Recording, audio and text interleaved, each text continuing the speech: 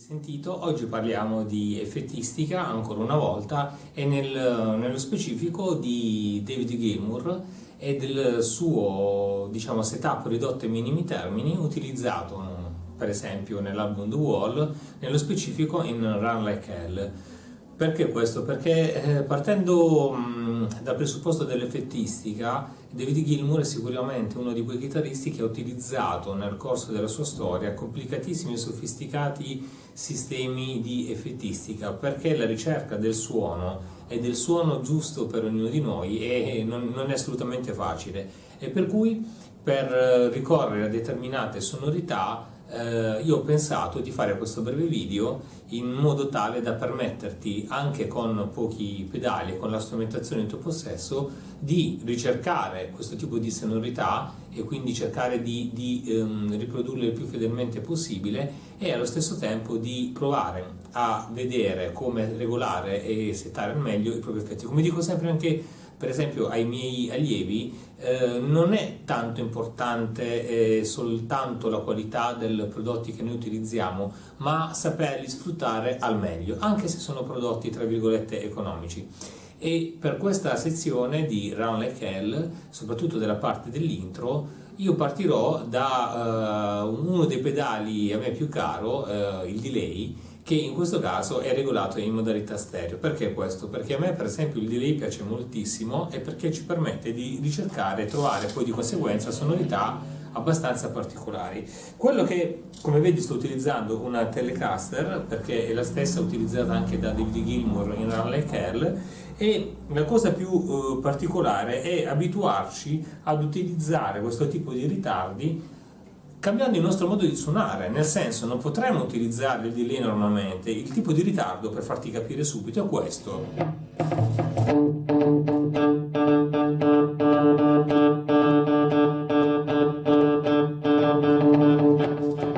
Quindi come senti, con un feedback così alto, intorno al 50-60% circa, se sbagliamo anche solo una pennata ce la portiamo più in là parecchio, e quindi diventa brutto e fastidioso. Utilizzando un certo tipo di pennate nella ritmica iniziale, con la chitarra accordata in drop D, perché questo è un Re,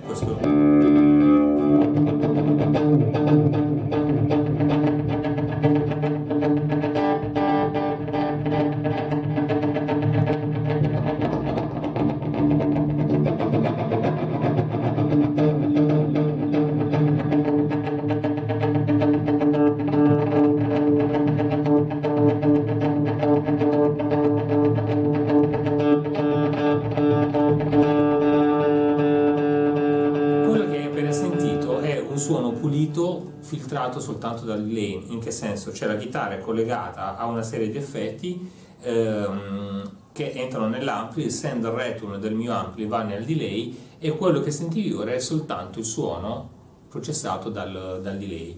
In questo caso hai notato che ho utilizzato, mi sono aiutato con un palm muting per smorzare alcune note, soprattutto per ottenere una coda ricavato ovviamente dal delay che mi potesse aiutare ad ottenere questo tipo di sonorità. Quindi è fondamentale andare a tempo e avere groove in quello che si sta facendo. A questo poi adesso metterò ad inizio cascata un compressore che mi aiuterà ad ottenere questi tipi di, diciamo, a smussare alcuni picchi e ottenere un effetto un po' più funkettone, se così vogliamo definirlo utilizzando una parola in italiano, non saprei come spiegarti al meglio questo tipo di sound. E poi un booster leggero, se non ce l'hai puoi ricavarlo con un overdrive leggerissimo, magari mettendo il gain al minimo e alzando il più possibile il volume, e poi vedremo ancora un'altra modulazione. Adesso incomincio ad aggiungere il booster e il compressore. Quello che otteniamo è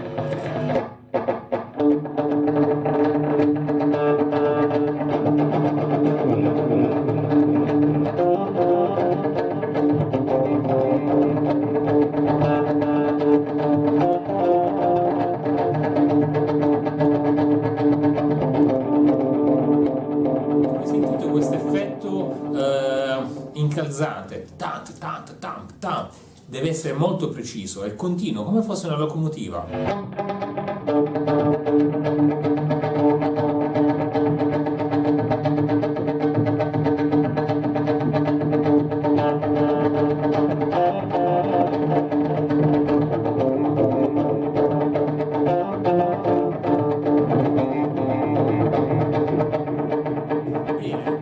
Ci siamo quasi. Adesso aggiungerò a tutta questa catena di effetti un'altra modulazione, in questo caso, che è un leggero flanger. Per cronaca, anzi per storia, quello che utilizzava David Gilmour è un flanger dell'Electro-Harmonix, mentre nel caso specifico io sto usando come compressore un CS3, mentre invece in quel periodo, se non erro, Gilmour aveva un CS2, che tra l'altro sono difficilissimi da trovare anche oggi. Aggiungo il flanger e otteniamo un suono che è abbastanza simile, con semplicemente 4 pedali, a quello che era in quel disco.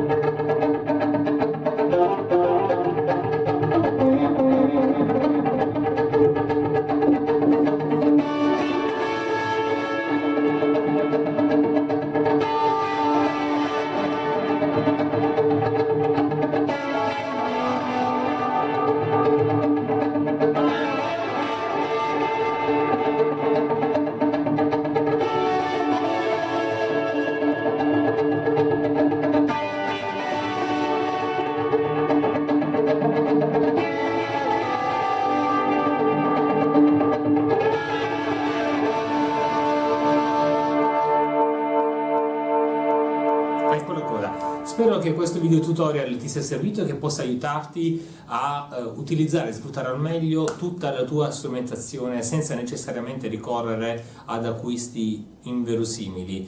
Prima impariamo ad utilizzare e sfruttare al meglio quello che abbiamo. Ciao e buon lavoro!